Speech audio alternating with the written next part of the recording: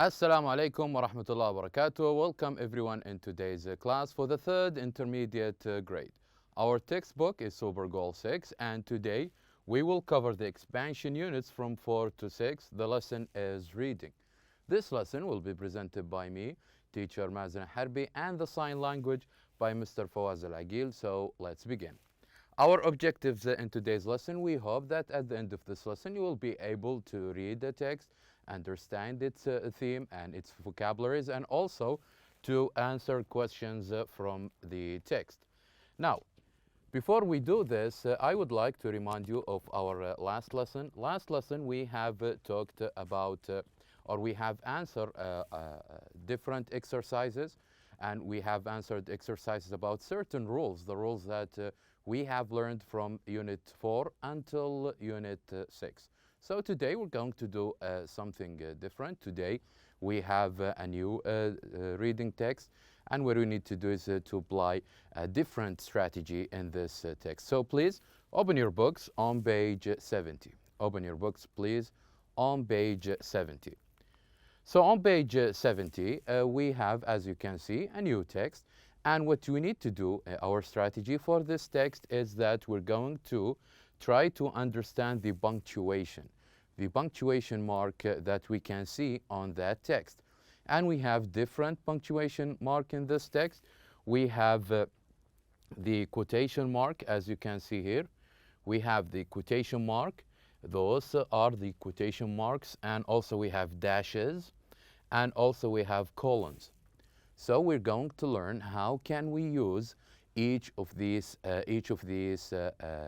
quotation marks, and also the benefit of this quotation mark when we are reading a text. So let's begin with the first quotation mark we have. The first one, this is the quotation marks, which is we use it beside their normal use to quote maybe from someone who is saying or thinking about something. We also use them to draw attention to the phrase that may or may not be familiar for the reader. For example, the quotation marks around time is money.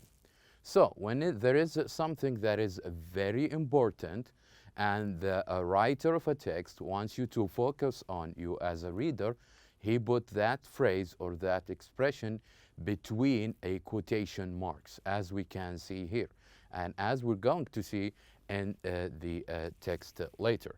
So this is the first punctuation we have. The second one, which is dashes. Usually we use these dashes with different uses. For instance, dashes may be used to introduce something surprising, to emphasize something, or to give an example. A pair of dashes, as in the first paragraph that we will see, functions as a pair of parentheses and is used here to provide a definition.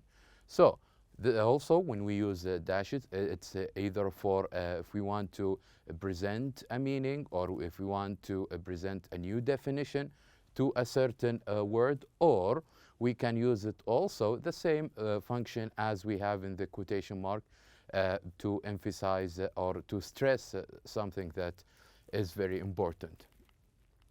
The last punctuation we have is colons. These are used to show the relationship between statements, or that follows as an expansion of what comes before the colon.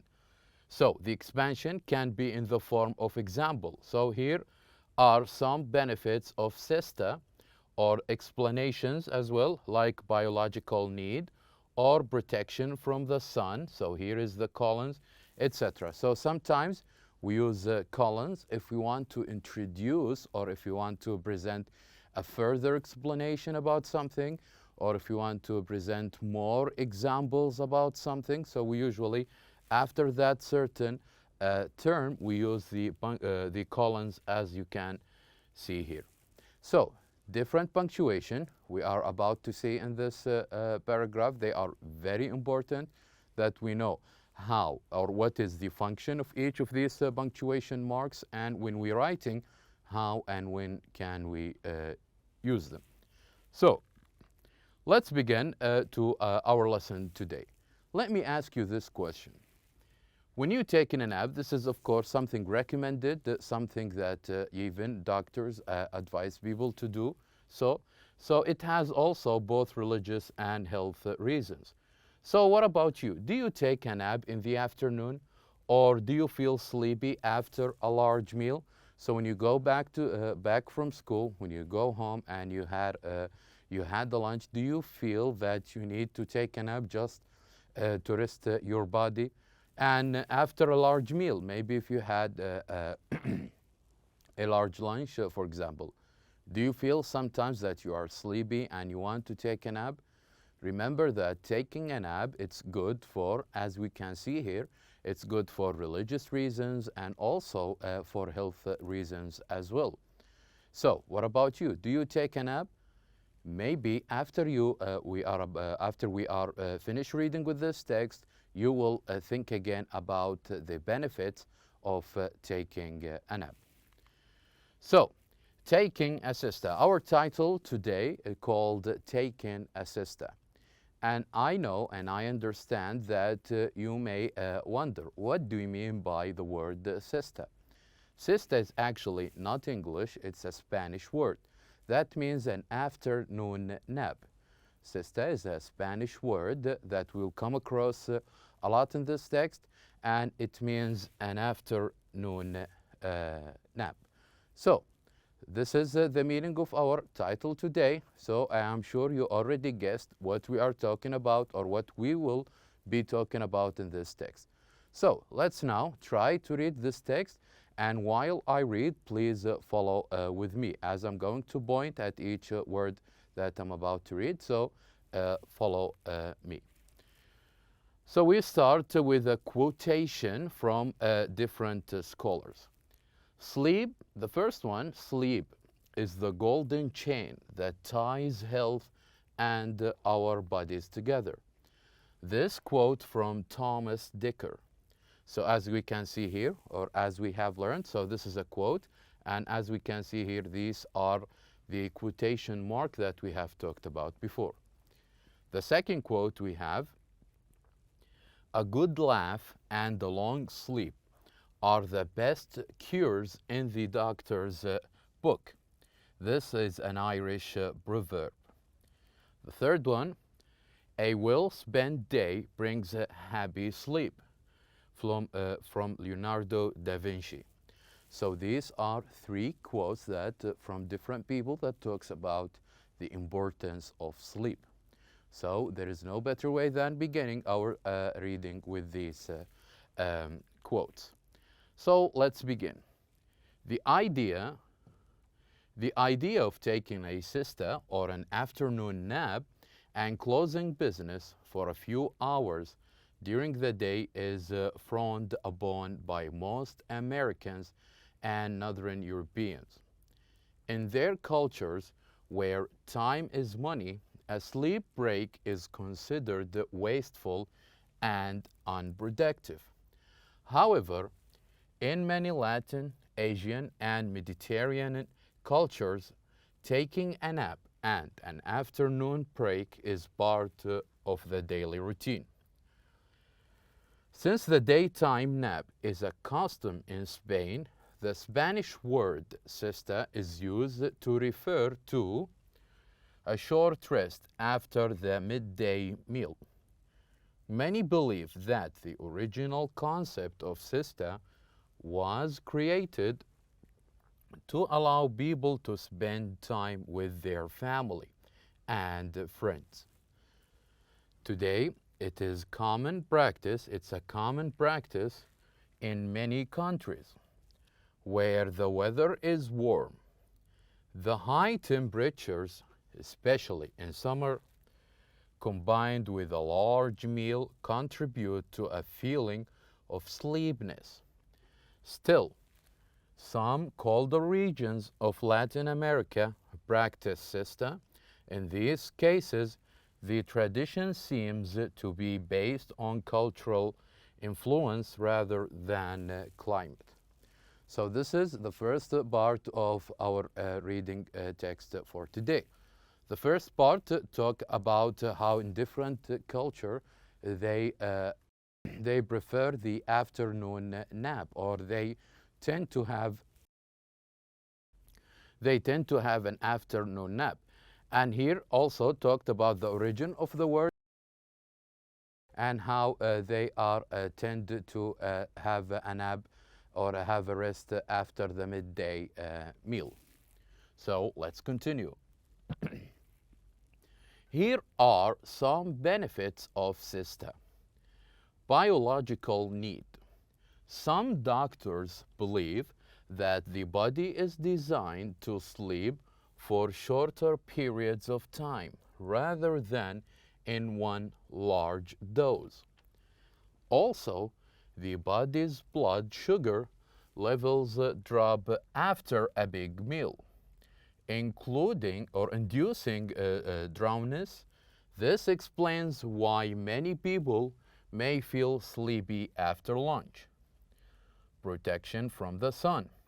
Siesta takes place when the sun is at its highest point. This is when the temperature is hottest and the sun's rays are strongest.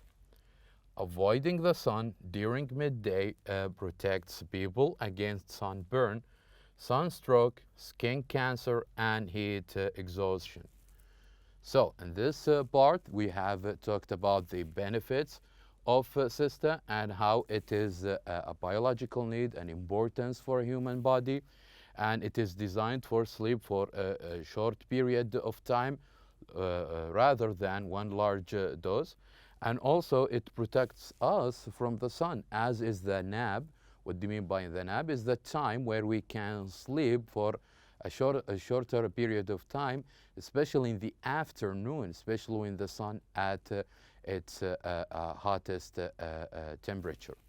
So let us continue. We still have more benefits of siesta or taking a siesta. Health. Studies have shown that people who nap regularly during the week are 37% less likely to suffer from heart disease. Napping helps people relax and reduces their stress levels. Improved memory.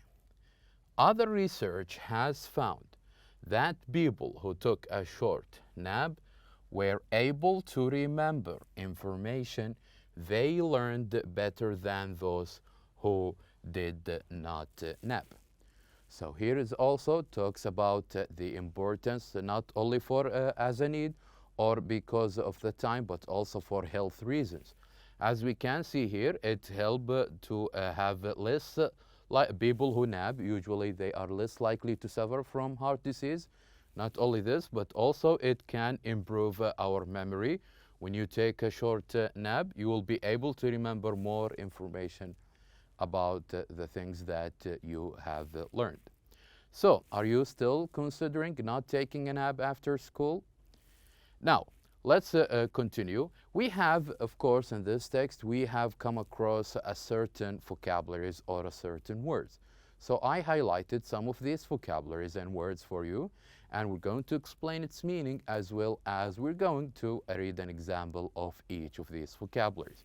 So let's start with the first one, which is frown upon. The first word we have is frown upon. Frown upon means to disapprove of something or to disagree of something. For example, talking during a test is frowned upon. Talking during a test is frowned upon. It means it's not allowed. It's something that is not approved. And the second word we have, which is wasteful. Wasteful. It means that when we use more than what is necessary. When we use more than what is necessary. For example, it is wasteful to throw so much food away. It is wasteful to throw so much food away. The third term or the third vocabulary we have, unproductive. Unproductive. It means not having any positive results. For example, I got very little work done. It's been an unproductive day. Unproductive day. It means you didn't produce so much or you do not have a positive result out of the work you have done.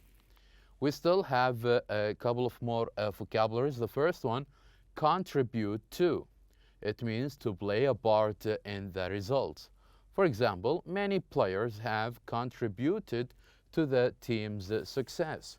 Contribute, it means to help the team, okay? And next we have dose. It means an amount of something. For example, you should only take the prescribed dose of medicine. Dose, it's a simple amount of something. Next we have induce. It means to cause something to happen. For example, stress and overwork may induce illness. Induce illness. So it means that to cause something or to force something to happen. The last two terms we have, the first one is drowsiness. It means sleepiness. For example, drowsiness is a major cause of road accidents. And the last term we have sunstroke, which is a serious condition caused by staying in the sun for too long. For example, someone who is suffering from sunstroke feels dizzy and has a high temperature but doesn't sweat. So these are some of the vocabularies that we came across in this text, and I would like to highlight it for you just to have a better understanding of the whole text. Now, we have here in after, we have reached the after reading exercise. Here we have a couple of more questions. Let's answer them together and then we can continue. Match the words from the text with the definition. So as you can see here we have some of these vocabularies that you may already know. And here we have the definitions of these vocabularies. So let's start with the first one. What is the definition of the word to frown upon, as we have just learned? Very good. The definition is D, which is to disapprove of. Number 2, to contribute to. What is the meaning of the definition of the word to contribute to? Excellent. It is C, to play a part in causing. And number 3, to induce. Very good, which is B, to cause an effect. And number 4, drowsiness. Very good, which is A, sleepiness. And number 5, exhaustion. Excellent, which is F, a loss of energy. And finally, to reduce, which is E, to decrease the amount, So here you go. These are the answers of exercise A. Let us move on to exercise B. In your own words, describe the 4 benefits of taking a siesta. So after we have read this text and after know so many benefits about taking a siesta, now I would like you to come with your own benefits. After you read this text, what are the benefits that you may think of? You may now pause the video and compare your answers with the answer that I am about to show you now. So remember, the answer I am about to show you now are only sample answers. You can write similar to them or you can have your own answers. So the first one here we have is that one of the benefits is that your body needs to rest after a big meal because the level of sugar in the blood drops. Also, experts think that the body needs several short naps instead of long sleep. So this is the first benefit. Let's read the second one. Taking a nap in the afternoon means that you are not in the hot sun, and this protects you from sunstroke, skin disease, and heat exhaustion. And the third benefit I have written is taking a regular naps is good for your health because you have less stress and feel more relaxed and are less likely to have heart problems. And the final one is that taking a nap helps you remember information better. So here are the 4 benefits that we can come up with reading this text. So how about you? Can you think of more benefits of taking a nap? Now, Let us move on to exercise C. Answer the questions and try to discuss those questions with a partner. So the first one, what does the expression time is money mean? Time is money. We have come across this expression, time is money. So what do you think that expression means? So usually what do you mean by time is money is that you should not waste time because you could be using the time to earn money. Not only to earn money, but also you can use that time that you wasted in doing more productive things. So this is why it's a popular expression, time is money, because time is very, very important and we should not waste it. Number 2. Which of the quotes about sleep do you like the best and why? Which is of these quotes? At the beginning of our text, we have read several quotes about sleep, so which one of them do you like? And when you choose the one you like, tell me why. Why do you like it? So we can say, for example, for myself, I like the second quote best because it suggests that in order to have a healthy life, I should laugh and be happy and get a good night's sleep. So I like the second quote. What about you? What is the quote that you like the most? Now, the last part we have of our lesson today, here are some discussion questions. I would like you to think of them and also to discuss it with maybe a family member or a friend of yours or a classmate. So just think of this question. I'm going to read it to you.